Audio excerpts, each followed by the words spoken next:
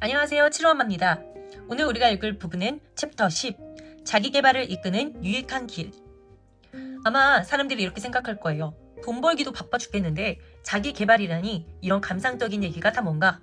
생계 걱정이 우선이라고요. 나는 부를 쌓고 싶은 것이지 영적 교감 따위를 찾는 게 아니란 말입니다. 이렇게 얘기할 수 있을 것 같아요.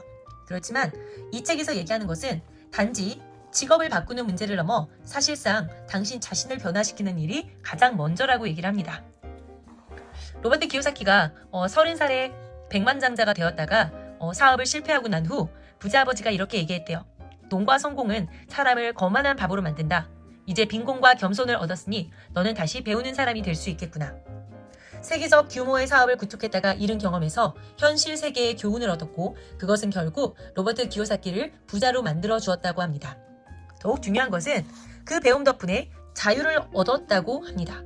그 과정에서 내가 배운 가장 중요한 것은 비즈니스와 돈에 대한 것이 아니라 바로 나 자신에 대한 깨달음이었대요. 사람들이 네트워크 마케팅에서 기대한 만큼 성공을 거두지 못하는 가장 큰 이유는 성공의 정의는 사람마다 다르기 때문입니다. 어떤 사람들은 현재의 수입을 보충하는 선에서 만족하고 또 어떤 사람들은 잠재적 수입과 라이프 스타일의 현저한 변화를 가져올 비즈니스 기회를 추구하기도 하죠.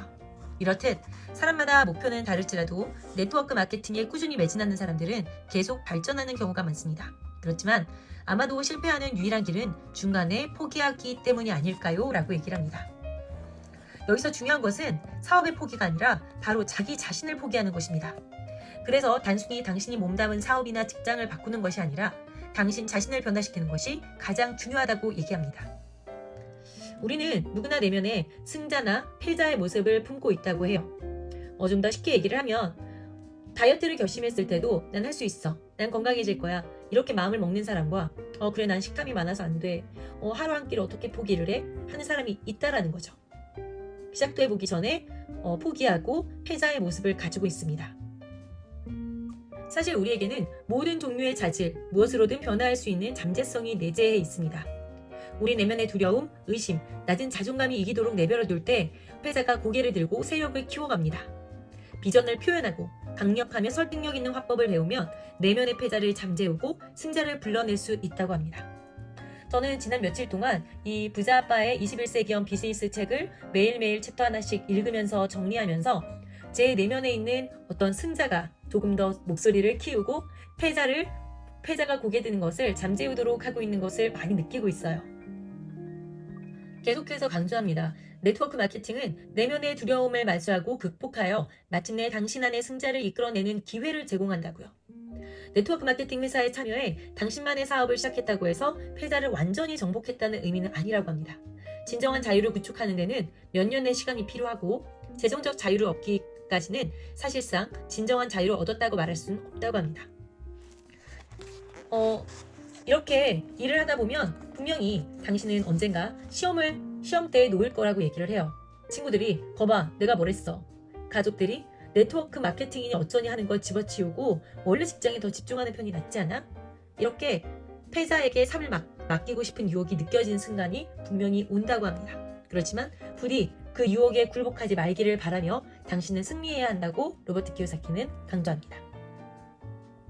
다음 두 페이지에서는 로버트 기요사키가 비행학교를 다녔던 경험과 베트남 전쟁에 참여했던 자신의 경험담을 얘기하면서 이렇게까지 비사부면의 자신감을 획득하기까지 15년이 걸렸다고 얘기를 합니다. 그러면서 우리는 운이 좋은 편이라고 하죠. 그렇게 긴 시간을 허비하거나 자신이 겪은 실패와 분투를 경험하지 않아도 된다고 합니다. 이미 이 책을 통해서 자신의 경험담을 저희가 알기 때문에 그런 실패와 분투를 스킵할 수 있다라고 얘기를 하는 거죠. 로버트 기요사키가 그의 아내 킴을 처음 만났을 때 한눈에 반했다고 해요.